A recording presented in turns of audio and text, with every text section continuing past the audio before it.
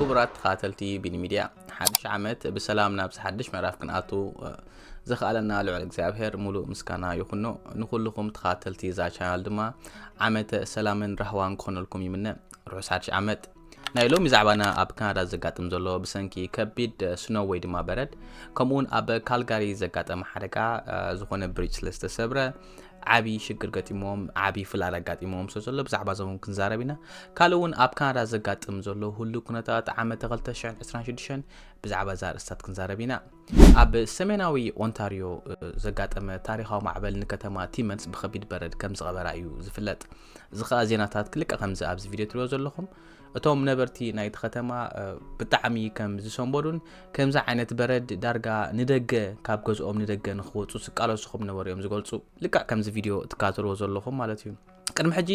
ብዛዕባ ከተማ ቲመንስ ብዙሕ ዛሪብ ይፈልጥኒ ኣብ ኦንታሪዮ ትርከብ ከተማ ትኾነ ግን መብዛሕትአን ማዕከናት ዜና ካናዳ ብዛዕባ ዝስነወን ዝዛረባ ዘለዋ ኣብ ከባቢና እውን እንተኣ ተኸታቲልኩም እዚ ዘሎ ኩነታት ኣየር ብጣዕሚ ሕማቕ ምዃኑን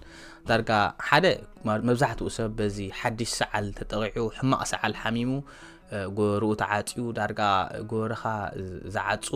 ናብ ሄድኤክ ዘትሕስ ፍሉይ ዓይነት ሕማሚና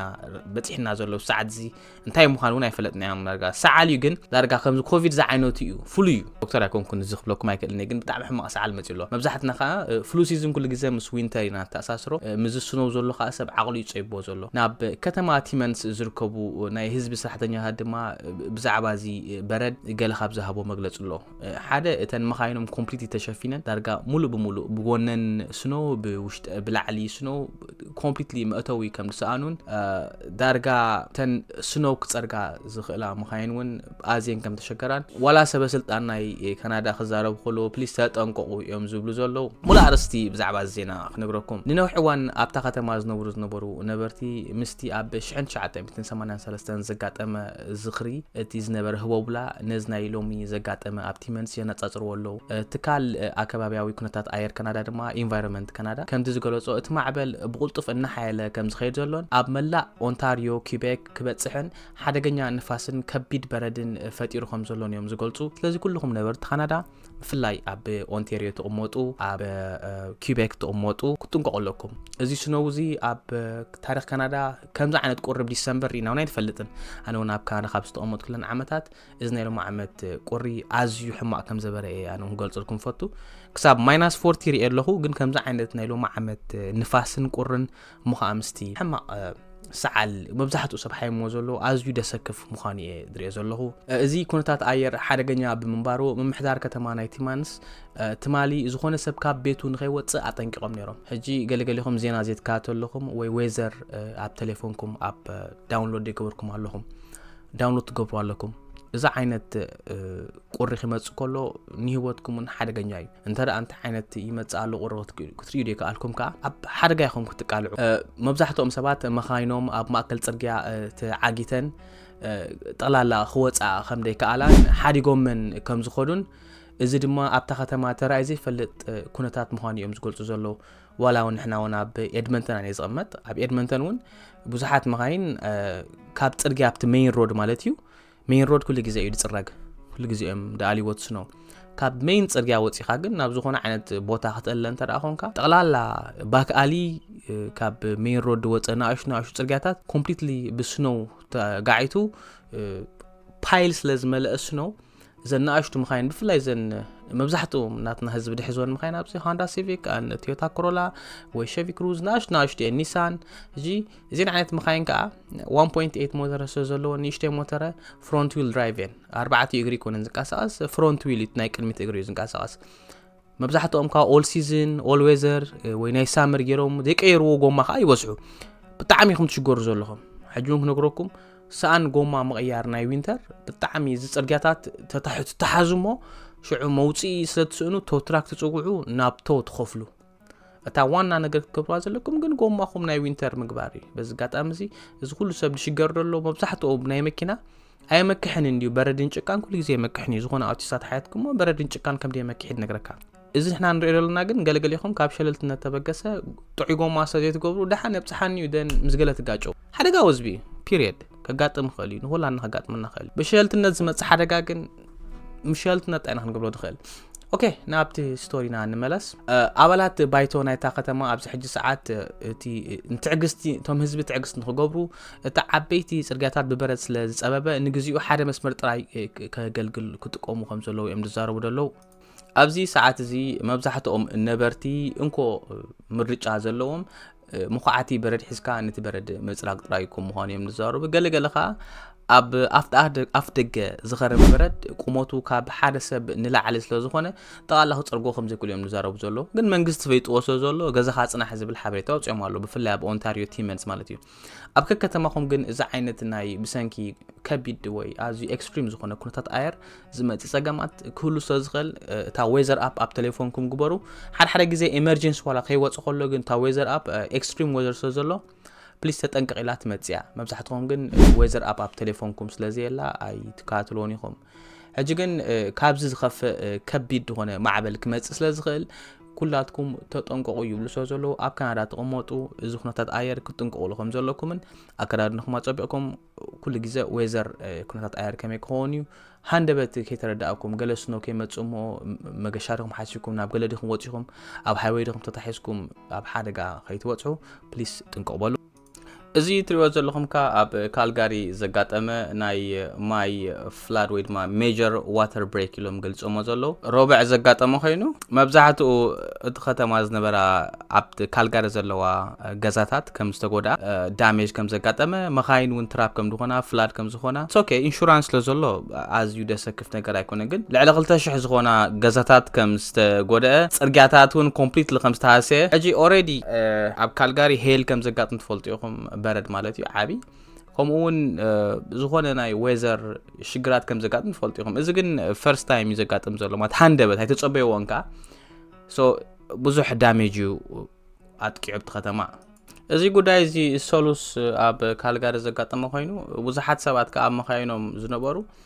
ትራፕ ከም ድኾኑ ኣብ መኻይኖም ከለው እዚ ጉዳይ እዚ ከም ዘጋጠመን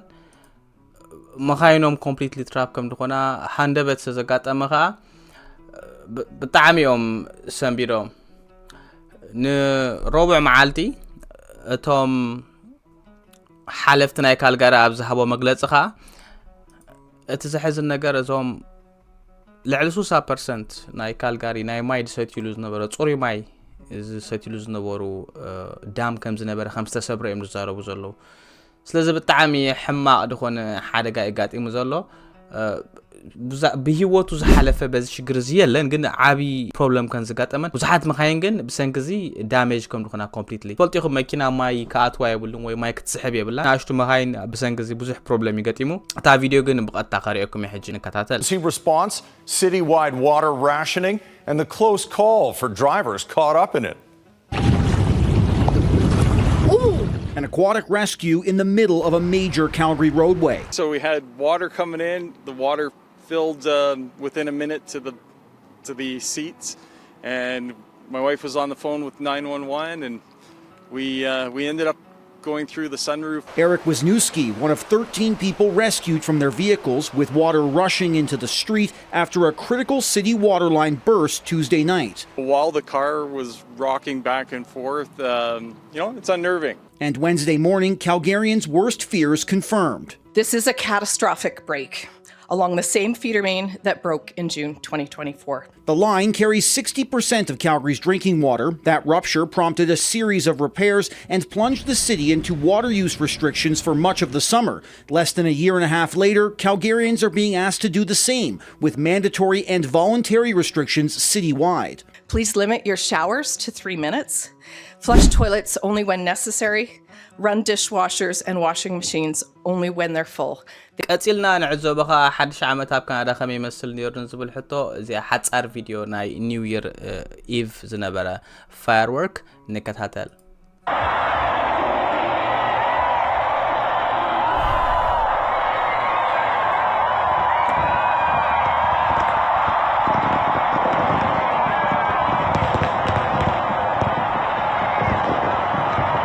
ራስ ሓድሽ ዓመት ንኹልኩም ተኸታተልቲ ናይ ዛመደብ እዚኣ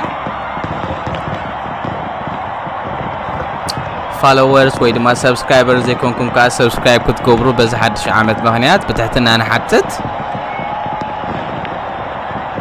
ዓመተ ሰላም ዓመተ ረህዋ ይግበረልና ኩልኩም ተኸታተልትና ይዛ መደብ እዚኣ